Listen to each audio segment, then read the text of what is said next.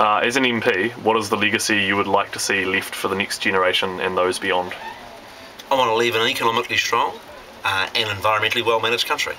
And the approach that our national-led government has been taking is one in which we've made more practical progress on climate change than any in 20 years.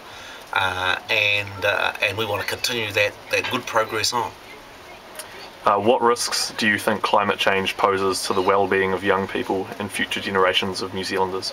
I think inevitably young people have a greater stake around environmental issues because they are long-term. They are going to inherit the earth that is passed on. But equally so, they're also going to inherit the economy and the level of debt. And so in this general election, people should be nervous about parties that are going to borrow a whole lot more, because ultimately they're the ones that have to do the hard work to pay it off. And equally so around climate change, is that if we go on and don't take responsible steps today that enable us to be able to reduce emissions and better manage the environment into the future, there's a high price for future generations. So it is perfectly proper that young people take more of a long-term perspective around electoral issues and welcome that scrutiny.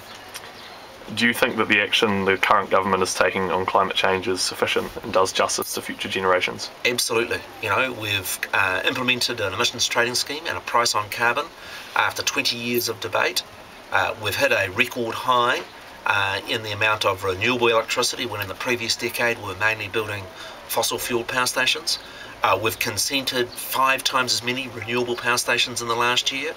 We've stopped the deforestation that was occurring between 2005 and 2008, and now have a doubling each year in the amount of new trees that are being planted. We've insulated 140,000 homes. We've converted 25,000 homes over to clean heating. We've got 8,000 homes that have been converted over to solar water heating. We've introduced incentives for electric cars. I'm incredibly proud of the progress that we've made in 3 quite short years, and in times when there's been enormous economic pressure. In your opinion, is the emissions trading scheme an equitable system which delivers sufficient economic signals to emitters?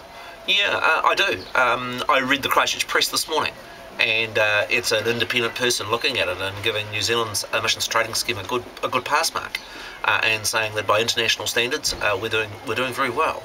My view is that we do have to be quite careful in these economically constrained times about how much extra costs we impose on families and businesses when they are under pressure, because that impacts on jobs and people's cost of living. And we're striking that balance path, and my view is that the ETS is shown to make good progress in that for the first 2 years in a row we've had emissions down, and we are on target to be able to meet that Kyoto target of our emissions being back to 1990 levels over those years 2008 to 12. What are your opinions on the expansion of New Zealand's fossil fuel industries? Well, my view is that New Zealand does need to take an international perspective. We import enormous amounts of steel, of fossil fuels, and New Zealand is blessed with resources in those areas. And so the approach that our government is taking is that it is better for New Zealand to use its own fossil fuels than to import and to develop those. We are imposing a cost through the ETS so that we do make the transition to a more renewable future. In my view, it would just be daft for New Zealand to shut down its fossil fuels industry, import all of our own needs, not export any, and simply have countries using other resources, cost thousands and thousands of New Zealanders jobs, and have the total level of global emissions not shifted one iota. To me, that is naive and not the approach that a national-led government would adopt. What do you see as the main future sources of energy for New Zealand? Well, our government's been very focused on expanding our renewable energies, so around hydro, geothermal, wind are growing enormously. In fact, in the last year, there's been 5 times the amount of new consents for schemes in that area than the average for the previous 10 years.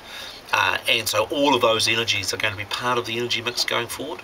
We've also introduced this financial incentive for people taking up electric car technology, because transport sector is one of our really big emitters and one of the really hard ones to pull back. We're putting $1 billion into the electrification of Auckland Rail.